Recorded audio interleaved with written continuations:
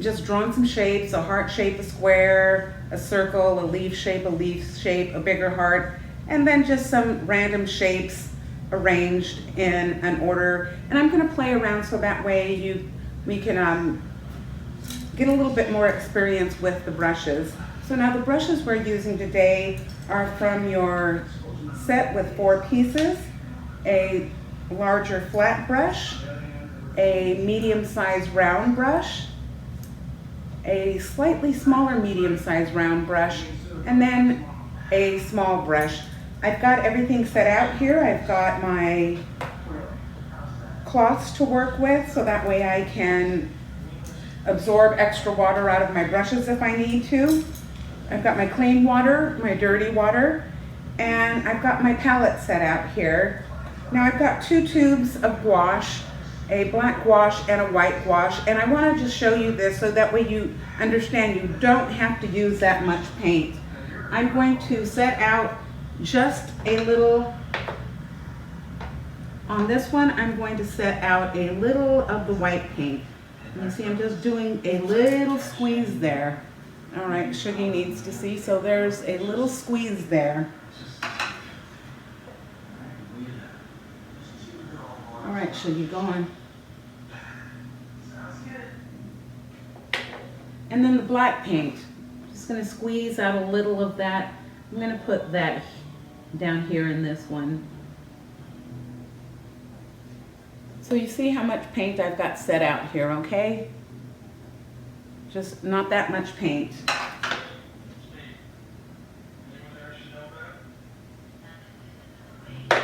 So I'm gonna take my brush and dip it in the water so that way I get my brush nice and moist. And I think I'm going to paint myself I'm just going to see what my brushes can do. I'm adding a little bit of water here, and you see I'm pulling out paint and working it into the palette here. So just working this paint into the palette. And you see how much I still have left. You see how much it moves. It does run a little bit. Just put some of it in here just to get rid of some on the brush. You can't ever have too much black in a black area. I'm going to stick that in there just to play around with it. So I'm going to see what the brush will do. You can use it both ways. You can use it the broad side or you can use the thin side. So let's see here what happens if I use the thin side. Okay. What happens if I use the thick side? Let's see how much paint I have on there. I'm going to take that and see how long I can drag it before. Okay, and then it starts getting dry here. So, oh, Shuggy. My video can move. Okay, so there we are, where you see it got dry and we ran out of paint.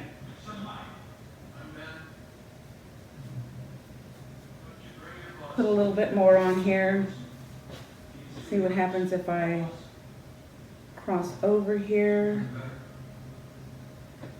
So I've played enough with this brush. I want you to play more than I'm playing.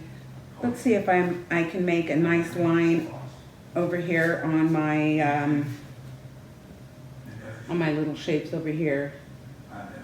See if I can fill in one of those boxes. Nice and controlled. Okay, that's wonderful. And all of this is dry on dry. Let's see if I can write my name with this brush. Okay, it's a little on the hard side but it can be done. Okay, so I see what I can do with this brush. I'm gonna go ahead and rinse this one out.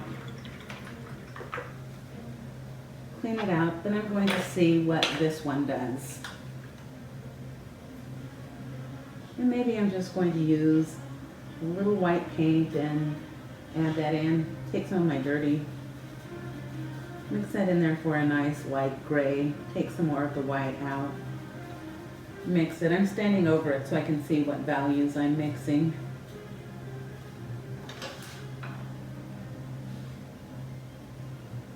So it doesn't drip, so that's how you avoid splatters. There's no dripping.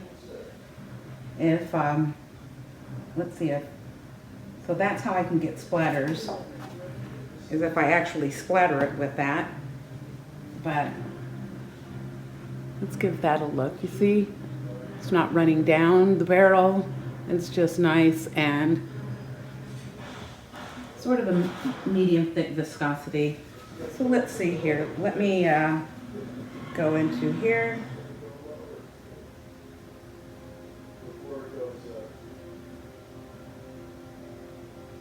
Paint that one in.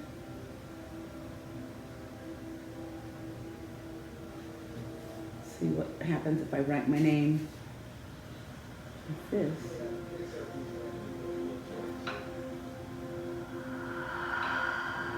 Okay.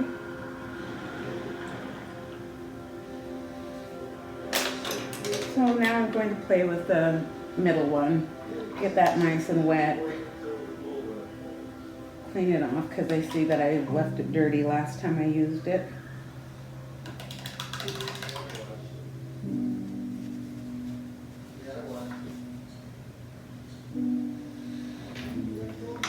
A little bit of the black paint and move it around there a little bit in that white paint there.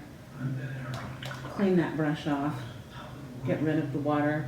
Just go and dip. You see just a little teeny tiny bit of paint on there. Mix it in there. It thickens it up.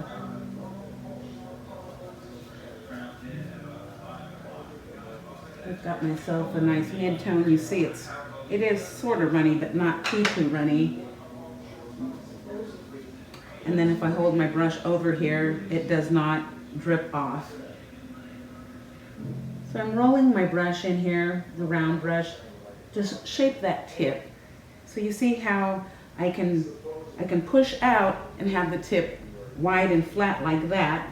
So if I can do it wide and flat like that, or I can go in and roll that tip and bring it to a finer point. And now let's see, if I bring it to a finer point, can I get a thinner line? Oh, yes, I can. And I can go slow, get it controlled. Let's see if I sign my name this time. Looks like I got a drip of paint on there. You want to clean up a drip of paint, go with a clean brush and some clean water. Right when you make your little drip, take your paper towel, and this is the closest thing you can get to erasing, and take that out. So now let's see, this feels like it may have gotten a little dry. Maybe I'm going to go back in and wet it up just a little. And I'm going to go in here and see, I've got, looking at the shape of the tip, get in there and see what happens. Can I write my name like that? Okay. Then I'm going to see what the smallish brush can do. Get that out. I'm going to use this same mid-tone gray here. Maybe I'm going to mix a little more of the black into it.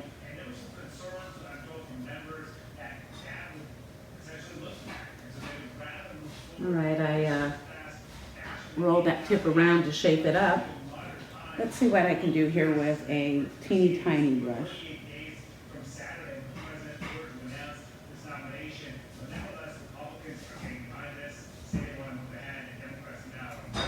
All right, rinse that off. Use my little brush. See if I can go back in and do an outline where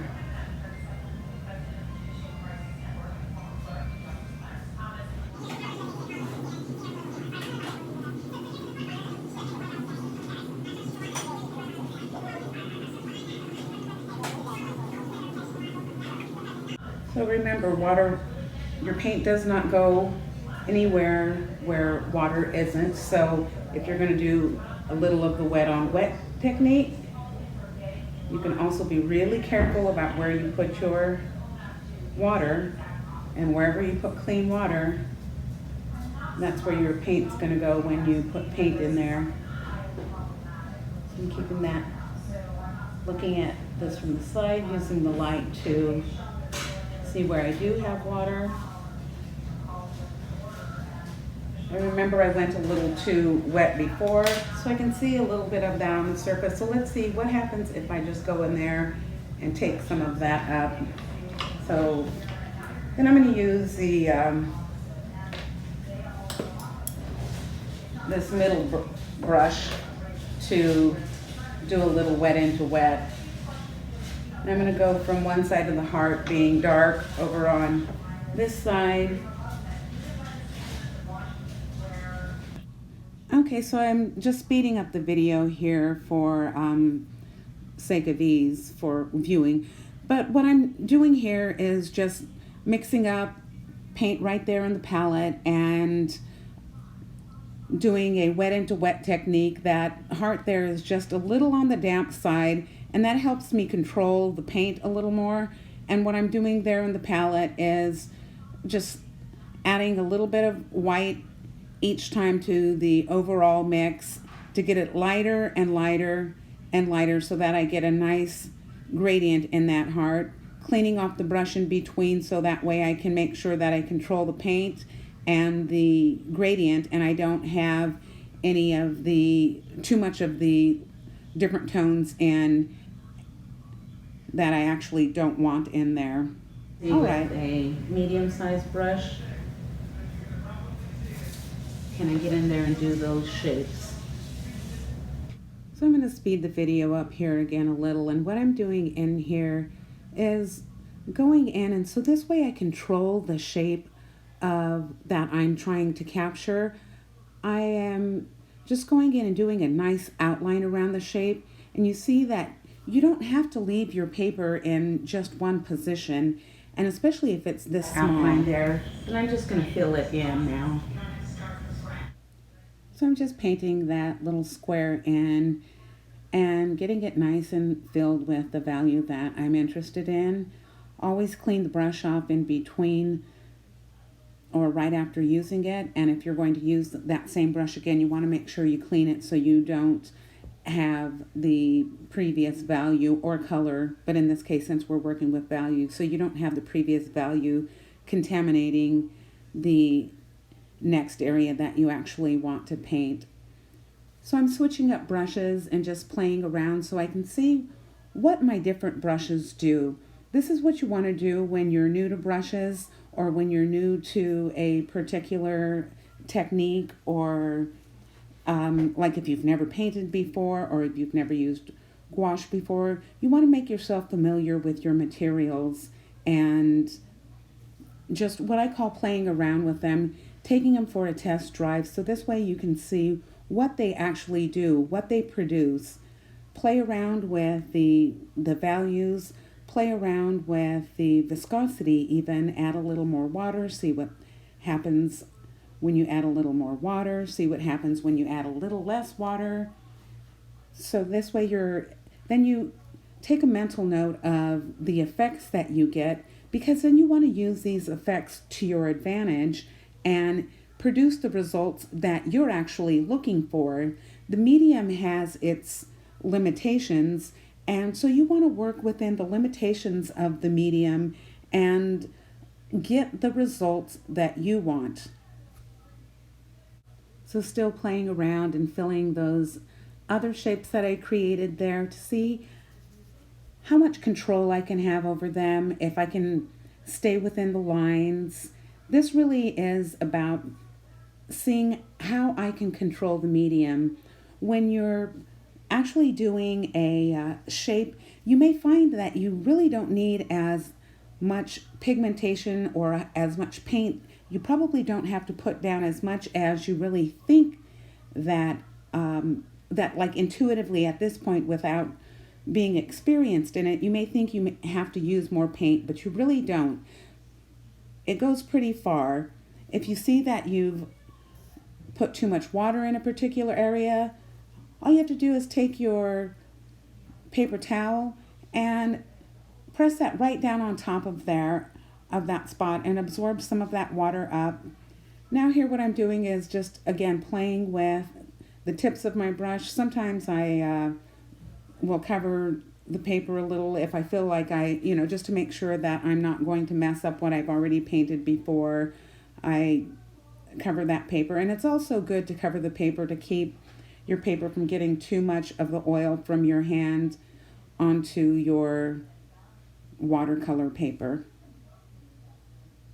So like I did in that circle, I put a little bit too much watery paint down in there and didn't want to wait for it to dry and didn't need the paint that loose. So I just took the paper towel and absorbed it up, and it sopped that big wet pile of paint on my paper. It sopped it right up, and then I went right back in and put a little more pigmented, less watered down paint in there, and then I got the value that I was looking for. And that is another way to do wet into wet technique, is you can put wet paint right into what you're painting. So you can start out with a dry into dry technique, filling in a shape or an area, leaving the paint dry at first, and then going back in and adding wet into the area you just painted, and that's also a wet into wet technique.